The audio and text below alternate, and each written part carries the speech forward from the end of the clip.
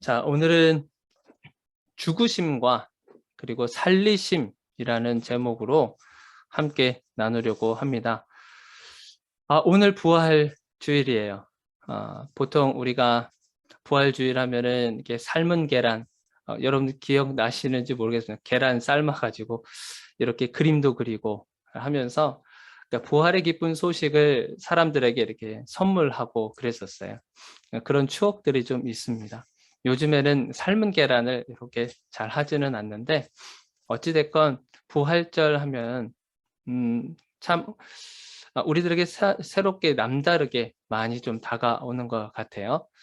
그래서 우리가 기독교인, 우리가 교회에서 부활을 이야기할 때 항상 중요하게 우리가 생각해야 되는 것은 뭐냐면 부활만 이야기해서는 안 되는 거죠. 부활이 이루어지기 위해서는 반드시 십자가의 고난 그리고 십자가에서 죽으심, 그것을 이야기할 수밖에 없어요. 만약에 죽음을 말하지 않고 십자가의 고통을 말하지 않고 하는 그러한 것은 우리 기독교에서는 그것을 진정한 부활이라고 얘기하지 않습니다. 그 고통이 있고요. 그 어려움들이 있고 그 이후에 우리에게 주시는 그 부활의 기쁨을 주님은 말씀하고 계시는 거죠. 만약에 죽음을 말하지 않는 기독교의 부활이라고 한다면 그것은 기복주의 신앙과 똑같은 거예요. 그리고 한탕주의, 막 로또 같은 그런 거 있죠? 한탕주의, 성공주의, 뭐 아니면 우상 종교와 같은 그런 것과 별다를 바가 없는 종교가 되어버리는 겁니다. 그래서 우리는 반드시 부활을 얘기할 때 십자가의 고난과 십자가의 고통과 이런 것을 함께 말을 할 수밖에 없는 거예요. 그러면 오늘 이 본문 말씀에서는요, 무엇이 십자가에서 죽게 되고 또 무엇이 다시 살게 되는 건가, 그것을 함께 나누려고 합니다. 자, 첫 번째는 무엇이 죽는가라고 하는 거예요. 무엇이 죽을까요? 처음부터 죽는 얘기하니까 조금 무섭고 그렇습니까?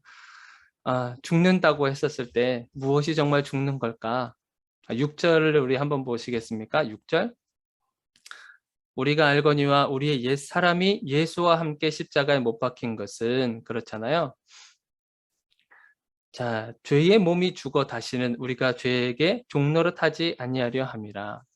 6절에 보니까 죽는 것은 무엇이 죽는 거냐고 하냐면 옛사람을 죽는 거라고 말씀하고 있어요. 옛사람이 죽는다. 여기서 옛사람이라고 하는 것은 우리가 두 가지로 살펴볼 수 있습니다. 한 가지는 육체를 얘기하고, 우리가 지금 이렇게 만져지고 하는 이런 육체를 말하기도 합니다. 그리고 또 하나는 뭐냐면 자아, 나의 자아 있죠?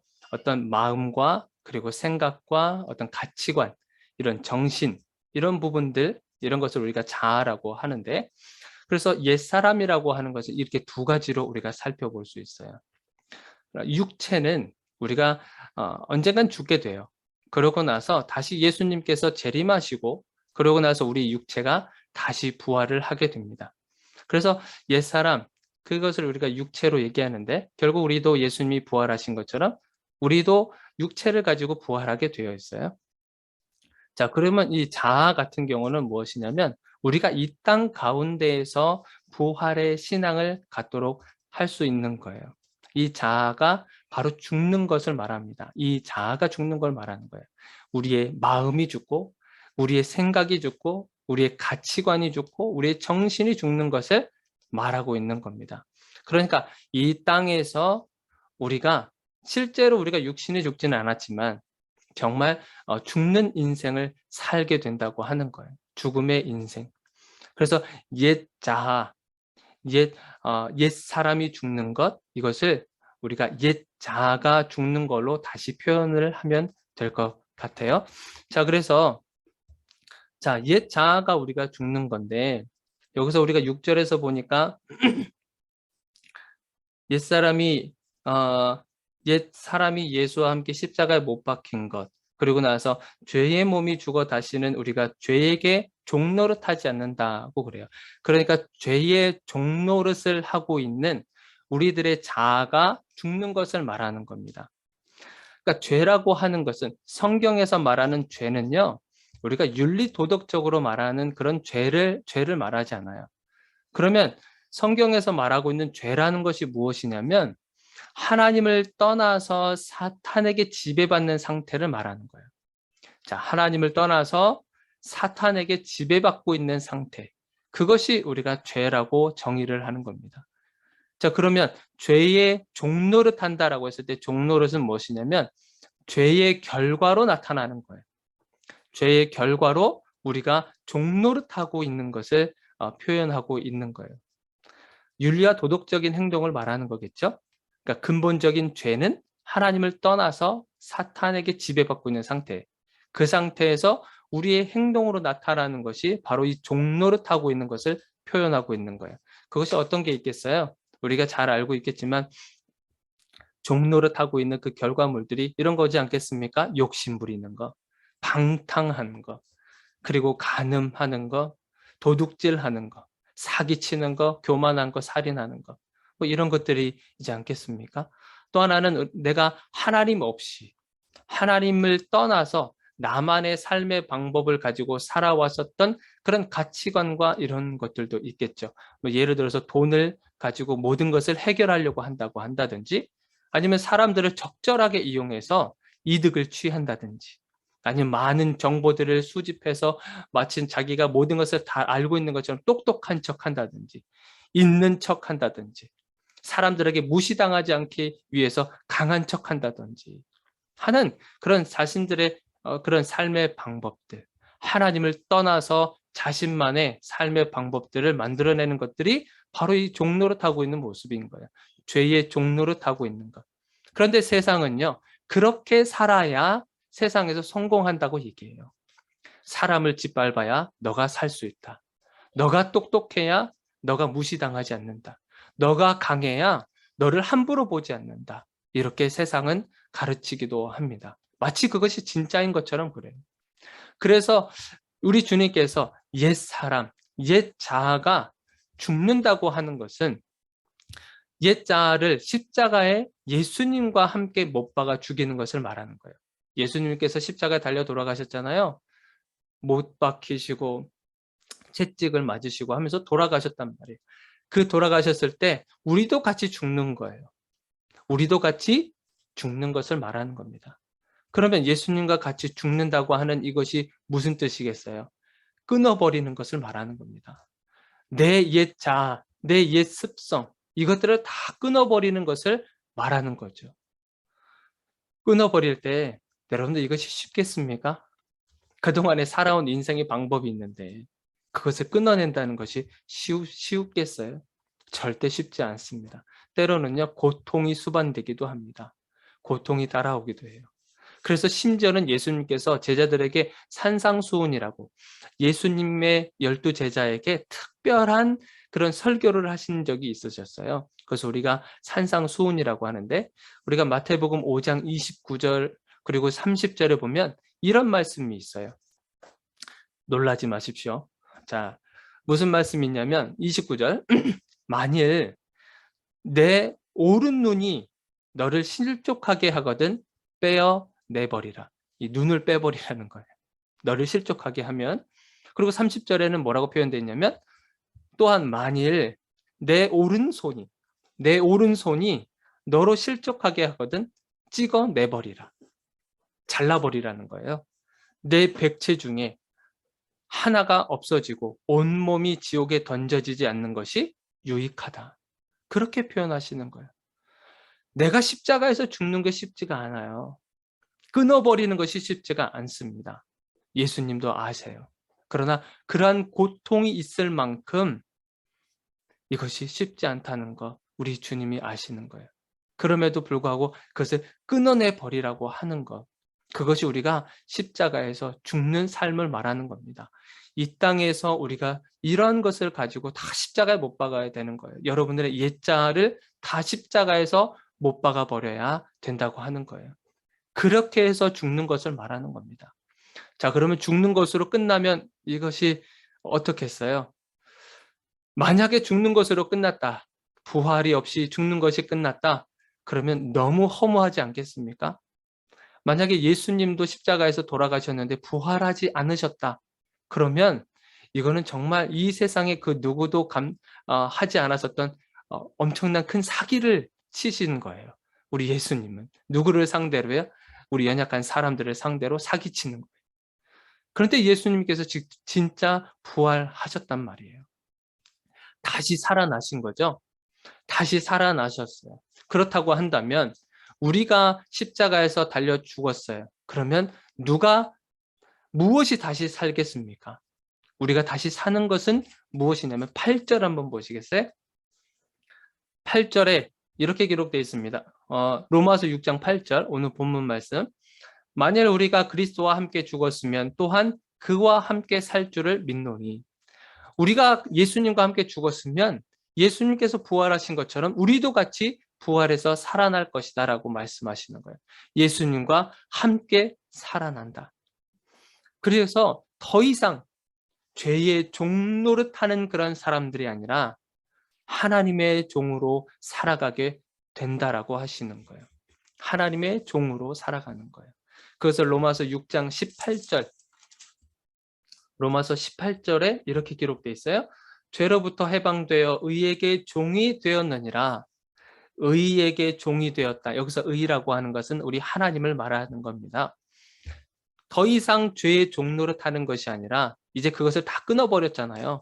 이제는 하나님의 종이 되어서 살아가는 인생을 말하게 되는 거예요.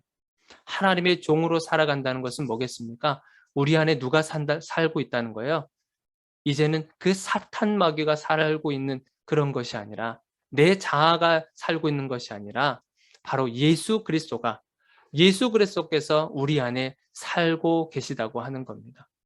예수님이 우리 안에 살고 있는 거예요. 그래서 우리가 그 유명한 말씀 구절 있죠? 갈라디아서 2장 20절. 내가 그리스도와 함께 못 박혔나니 십자가에 못 박혔나니 그런즉 이제는 내가 사는 것이 아니요 오직 내 안에 그리스도께서 사시는 것이라. 이제 내가 육체 가운데 사는 것은 나를 사랑하사 나를 위하여 자기 자신을 버리신 하나님의 아들을 믿는 믿음 안에서 사는 것이니라. 예수 그리스도가 내 안에 살고 있는 거예요. 내 안에 예수님이.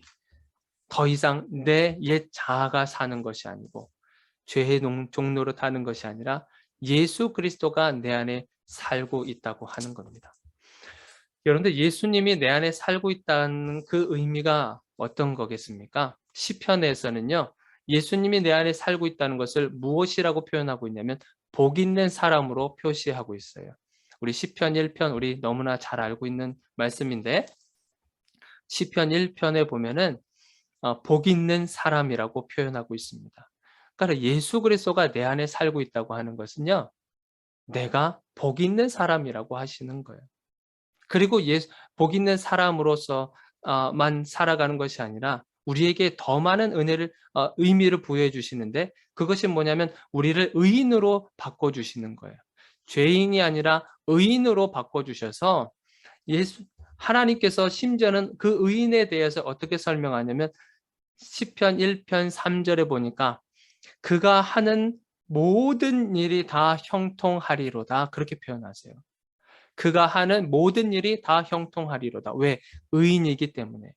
예수 그리스도가 그의 안에 살고 있기 때문에 내가 잘나서가 아니에요. 내가 잘생겨서도 아니고 내가 뭐 예뻐서도 아니라 우리 안에 계신 예수 그리스도를 하나님께서 보시고 우리를 의인으로 여겨주시는 겁니다. 의인으로 여겨주실 뿐만 아니라 우리가 하는 모든 일들에 하나님께서 형통의 복을 주시겠다고 하시는 거예요. 이거 너무나 참 감사한 일이지 않겠습니까? 그러니까 부활이라고 하는 건 우리에게 너무나도 큰 의미가 다가오는 거예요. 저와 여러분들은 복 있는 사람입니다. 예수 그리스도가 여러분들 안에 살고 있는 복 있는 사람인 거예요. 만약에 그렇게 되면 우리의 삶이 어떻게 되겠습니까? 삶이 바뀌어지겠죠? 삶의 문제를 대하는 태도가 달라지겠죠. 어떤 문제가 우리에게 다가온다 할지라도 재정적인 문제, 어떤 건강의 문제, 아니면 어떤 사람과의 문제, 이거 다 우리가 다 겪고 있는 것 아니겠습니까? 예수 믿는 사람이든 예수 믿지 않는 사람들이든 똑같이 다 그걸 경험하고 있어요. 그러나 그 문제를 대하는 우리들의 태도가 달라진다고 하는 거예요. 그동안에는 원망을 했다고 한다면 우리가 조금 더 창의적인 관점으로, 하나님의 관점으로 재해석할 수 있다고 하는 거예요. 고난이 찾아왔을 때 이 고난이 하나님의 관점으로 보면 과연 어떤 의미가 있는가? 그렇게 우리가 다시금 살펴볼 수 있다고 하는 거예요. 왜냐? 저와 여러분들은 의인이고, 그리고 그 의인을 위해서 우리 주님께서 전폭적인 어떤 삶의 지지를 해주시겠다고 하는 그런 우리들의 존재가 바뀌어졌기 때문에 그래요. 그래서 저와 여러분들은 우리들 안에 예수 그리스도가 살고 있다는 사실을 절대 잊지 마시기를 바랍니다. 말씀을 좀 맺으려고 합니다. 우리는요, 신앙생활할 때 반드시 십자가 앞에 서야 할 때가 있습니다. 반드시 십자가 앞에 서야 돼요. 십자가 앞에 서서 그리고 죽음을 우리가 경험해야 됩니다.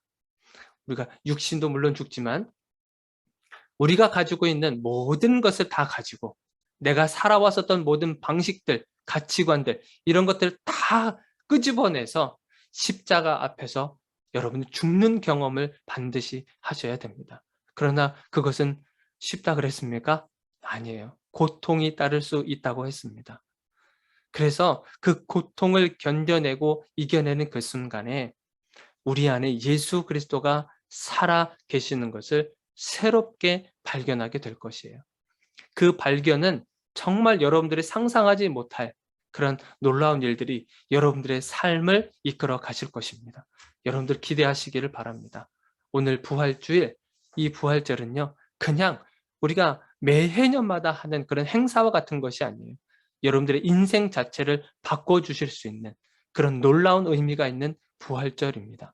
그래서 오늘 참 그 십자가를 묵상하시고 그 부활의 기쁨을 여러분들이 만끽하시며 살아가시기를 주님의 이름으로 축원드립니다. 우리 함께 기도하겠습니다.